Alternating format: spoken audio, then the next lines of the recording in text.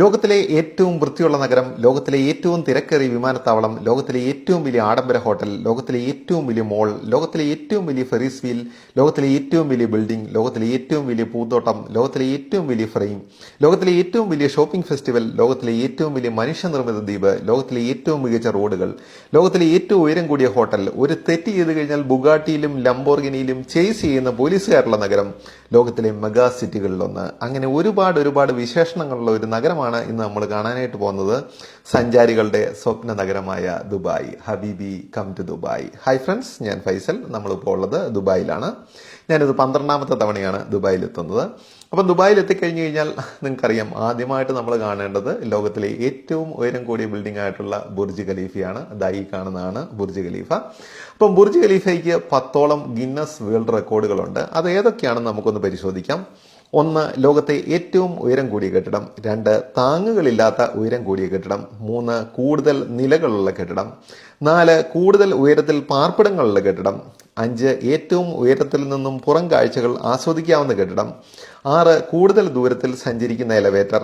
7. നീളം കൂടിയ എലവേറ്റർ. 8. തറ നിരപ്പിൽ നിന്നും ഏറ്റവും ഉയരത്തിലുള്ള റെസ്റ്റോറന്റ്. 9. ഭൂമുഖത്തെ മനുഷ്യനിർമ്മിതമായ ഏറ്റവും വലിയ കെട്ടിട ഘടന. 10. പുതുവത്സര ദിനത്തിൽ ലോകത്തിൽ ഒറ്റ കെട്ടിടത്തിൽ നിന്നും ഏറ്റവും വലിയ laser light and sound show ഒരുക്കുന്ന കെട്ടിടം. ഇത്രയുമാണ് ബുർജ് ഖലീഫയുടെ ഗിന്നസ് വേൾഡ് റെക്കോർഡുകൾ. നിങ്ങൾക്കറിയാം, ബുർജ് ഖലീഫ ഡൗൺ ടൗൺ ദുബായിലാണ് നിൽക്കുന്നത്. നമ്മളിപ്പോൾ അതിന്റെ പകൽ കാഴ്ചകളാണ് കാണുന്നത്. ശരിക്കും ഇവിടുത്തെ കാഴ്ചകൾ കാണേണ്ടത് രാത്രിയിലാണ്. രാത്രിയിൽ ഈ ഡൗൺ ടൗണും ഇതിന്റെ പരിസര പ്രദേശങ്ങളും മറ്റൊരു ലോകമായിട്ട് മാറും. ഇപ്പോൾ ലോകത്തിലെ തന്നെ 2ാമത്തെ ഉയരം കൂടിയ ബിൽഡിങ്ങും ദുബായ് തന്നെയാണ്. അതിന്റെ പേര് ബുർജ് അസീസി എന്നാണ്. ഇനി നമുക്ക് ദുബായിയുടെ കുറച്ച് ചരിത്രം ഒന്ന് പരിശോധിക്കാം. ദുബായ് ആഘോഷത്തിന്റെ ലോക തലസ്ഥാനം എന്ന് വേണമെങ്കിൽ വിശേഷിപ്പിക്കാവുന്ന നഗരം. മീൻപിടുത്തം ഉപജീവനമാക്കിയ ഒരു കൂട്ടം ആളുകളുടെ പ്രദേശം എന്ന നിലയിൽ നിന്നും ലോക ബിസിനസിന്റെ തലസ്ഥാനം എന്ന നിലയിലേക്കുള്ള വളർച്ചയെ അവിശ്വസനീയം എന്ന് വിശേഷിപ്പിക്കാനാകൂ. 19ാം നൂറ്റാണ്ടിൽ മീൻപിടുത്തവും പവിഴ വ്യാപാരവുമായിരുന്നു ഈ പ്രദേശത്തുകാരുടെ പ്രധാന തൊഴിൽ. 20ാം നൂറ്റാണ്ടിലും അത് തുടർന്നു. പവിഴ വിൽപ്പന ഇവിടത്തുകാരുടെ ജീവിത രീതി തന്നെ മാറ്റിമറിച്ചു. അതോടെ ഇവിടത്തുകാരുടെ ജീവിതം മരുഭൂമിയിൽ നിന്നും തീരപ്രദേശങ്ങളിലേക്ക് പറിച്ച് മാറ്റപ്പെട്ടു. എന്നാൽ 1ാം ലോകമഹായുദ്ധവും കൃത്രിമ മുത്തുകളുടെ കണ്ടുപിടുത്തവും ദുബായിയുടെ പവിഴ വ്യാപാരത്തെ തകർത്ത് കളഞ്ഞു. 20ാം നൂറ്റാണ്ടിൽ ദുബായ് ഒരു പ്രധാന തുറമുഖമായി മാറുന്നത് ലോകം കണ്ടു. സൂഖ്, ദേറ പ്രദേശങ്ങളിൽ 100 കണക്കിന് കച്ചവട സ്ഥാപനങ്ങൾ ആരംഭിച്ചു. 1950കളായപ്പോഴേക്കും ദുബായ് തുറമുഖത്തെത്തുന്ന കപ്പലുകളുടെ എണ്ണം ക്രമാതീതമായിട്ട് വർദ്ധിച്ചു. Sheikh Rashid bin Saeed Al Maktoum രാജാവായിരുന്നു അക്കാലയളവിൽ ദുബായ് ഭരിച്ചിരുന്നത്. അദ്ദേഹത്തിന്റെ ദീർഘവീക്ഷണത്തോടെയുള്ള പ്രവൃത്തികൾ ദുബായിയെ ലോകത്തിലെ ഏറ്റവും പ്രധാന തുറമുഖങ്ങളിൽ ഒന്നായി വളർത്തി. Al Shindagha tunnel, Dubai World Trade Centre, Dubai dry docks എന്നിവയും അദ്ദേഹത്തിന്റെ സംഭാവനകളാണ്. ദുബായിയെ ദുബായി ആക്കിയത് 1966 കണ്ടെത്തിയ എണ്ണ നിക്ഷേപമാണ്. 1969 ആദ്യമായി എണ്ണ കയറ്റുമതി ചെയ്തു തുടങ്ങിയത് മുതൽ ദുബായിയുടെ ശുക്രദശ ആരംഭിച്ചു. എമിറേറ്റ്സ് അതിസമ്പന്നതയിലേക്ക് വളർന്നു. ഇതേ തുടർന്ന് വിനിമയത്തിനായി പുതിയ കറൻസിയും എത്തി. അതോടൊപ്പം തുറമുഖം അതിവിശാലമാക്കുകയും അടിസ്ഥാന സൗകര്യങ്ങൾ വിപുലീകരിക്കുകയും ചെയ്തതോടെ ദുബായ് പിടിച്ചാൽ കിട്ടാത്ത നിലയിലായി. എണ്ണയ്ക്കൊപ്പം ഗ്യാസിന്റെ ഉൽപാദനവും കൂടിയായപ്പോൾ ദുബായ് ലോക സമ്പന്നതയിൽ മുൻനിരയിലേക്ക് ഉയർന്നു. ഒറ്റപ്പെട്ട് കിടന്ന എമിറേറ്റ്സുകളെയെല്ലാം ഒരു ഭരണത്തിന് കീഴിലാക്കാൻ 1971 തീരുമാനിച്ചു.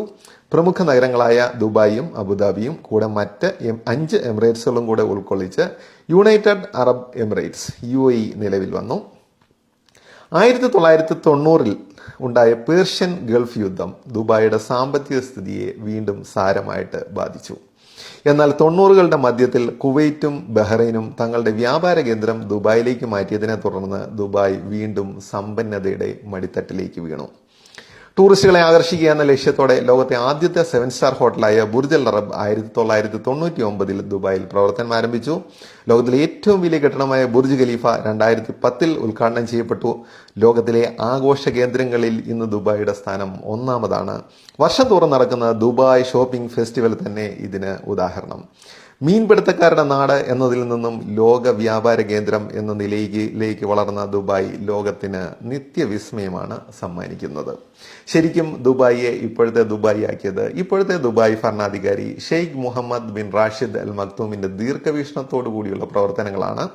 D33 എന്ന് പറയുന്ന വലിയൊരു പ്രൊജക്റ്റ് ദുബായിൽ നടക്കുന്നുണ്ട്. 2033 ദുബായിയെ ലോകത്തെ ഏറ്റവും മികച്ച നഗരമാക്കാനായിട്ടുള്ള തയ്യാറെടുപ്പുകളാണ് D33 പ്രൊജക്റ്റിലൂടെ ഷെയ്ഖ് മുഹമ്മദ് വിഭാവനം ചെയ്യുന്നത്.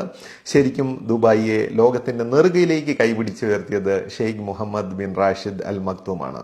പിന്നെ ദുബായിയെക്കുറിച്ച് പറയുകയാണെങ്കിൽ ഞാൻ ഏകദേശം 40ഓളം രാജ്യങ്ങളിൽ യാത്ര ചെയ്തിട്ടുണ്ട്. ദുബായിൽ ഇത് ഞാൻ 12ാമത്തെ തവണയാണ് എത്തുന്നത്.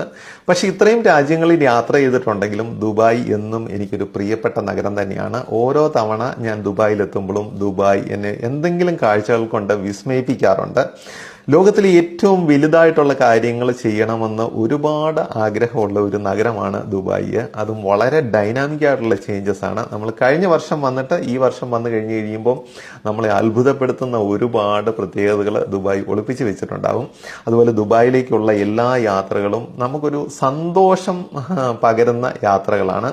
ഞാൻ യൂറോപ്പിലും ചൈനയിലും സിംഗപ്പൂരിലും ഒക്കെ നമ്മൾ യാത്ര ചെയ്തിട്ടുണ്ടെങ്കിലും വീണ്ടും ദുബായിലേക്ക് വരുമ്പം ഒരു പ്രത്യേക ഒരു സന്തോഷമാണ്.